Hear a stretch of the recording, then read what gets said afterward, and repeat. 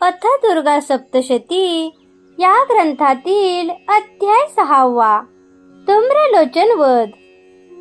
देवीचा निरोप ऐकताच दैत्यराज शुंभ अत्यंत रागावला।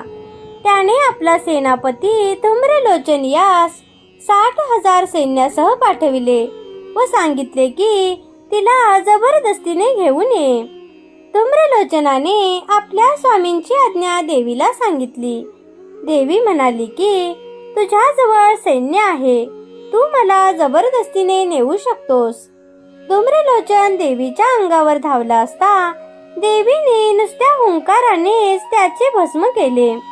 राक्षस सैन्याने देवीवर हल्ला केला।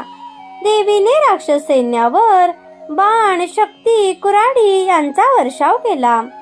इतक्यात देवीचा सिंह राक्षस सैन्यात शिरला व त्याने सर्व राक्षसांचा फडशा पाडला।